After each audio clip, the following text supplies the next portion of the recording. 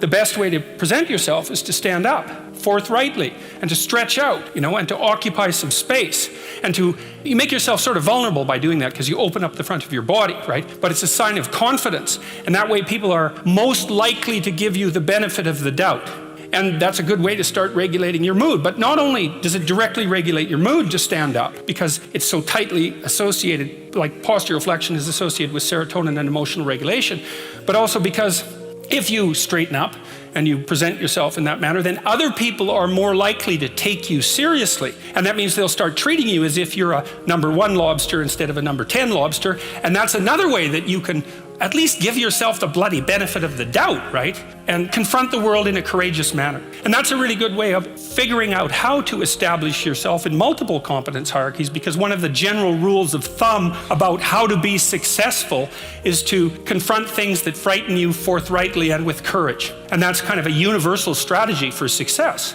My graduate students, I told them these lobster stories. My graduate students, when we used to go out for breakfast, and they were a very competitive bunch, very fractious and witty, and they were always trying to get one over on each other, and making some witty put down or something like that. And it got to the point in the restaurants where they put their claws in the air and clicked like this when they, got one over on one of their colleagues, which was very peculiar and strange and very funny as well. So that's rule number 1. Rule number 2 is treat yourself like you're someone that you care about. And what Jung pointed out, which I really liked, was that wasn't an injunction to be nice to other people. It was an invitation to reciprocity. It was something like this. It's like, you should figure out how you would like to be treated, like you were taking care of yourself, not how you would like people to respond to you. It's more important than that. It's like, imagine you had a child that you really cared for.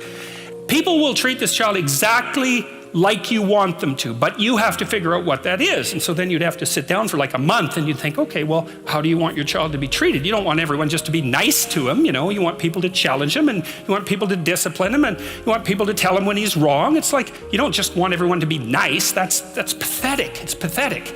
There's no challenge in that. And so you want to treat other people like you would like to be treated. Well, then you have to figure out, how would you like to be treated? And while you'd like people to fawn all over you and just lay everything at your feet, it's like, no, that's not something you'd wish for someone that you were taking care of. Then there's an additional problem, which is it's often the case that people will treat other people better than they treat themselves. That happens extremely frequently. So one of the things I pointed out in chapter 2 was that if you have a dog and you take him to a vet and the vet gives you the prescription medicine, you'll go buy the medicine and you will give it to the dog and you will do it properly. But if you go yourself to a doctor and you get a prescription, there's a 30% chance you won't even pick up the medication. And if you do, there's a 50% chance that you won't administer it to yourself properly.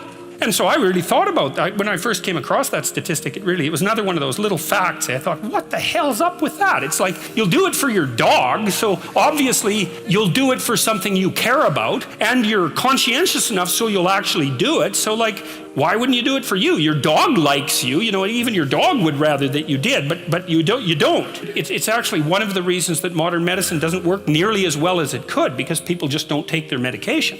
And it's not only because they don't take care of themselves. There's some skepticism about doctors, but you could be just as skeptical about the vet.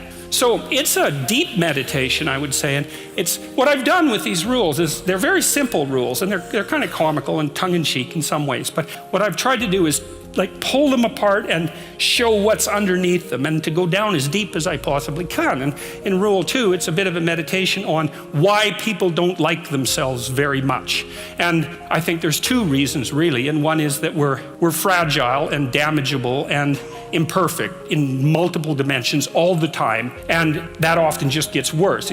Lots of things get worse as you get old, for example. So it's not necessarily that easy for a self-conscious being who's extraordinarily aware of his or her own fragility, but not just fragility, foolishness and errors.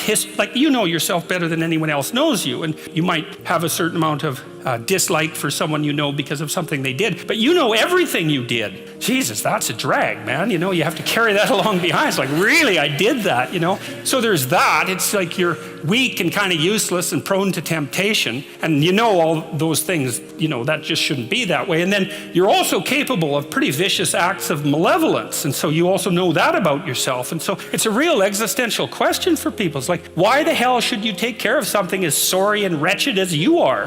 First of all, yes, you're pretty useless and terrible, but so is everyone else. And that's actually an existential problem. And what I mean by that, it's a problem that every human being has always had and always will. So it's not just you, it's a universal problem. And there's an answer to that. And one of them is to say, love the sinner but hate the sin. It's something like that, is that despite the fact that you're not all that you could be, the proper attitude to have towards yourself is the attitude that you would have towards someone that you genuinely cared for. And that it's incumbent on you to act as if you genuinely care for yourself, just like you would act towards someone that you actually cared about, some other person. And so it's a reversal in some sense of the golden rule, right?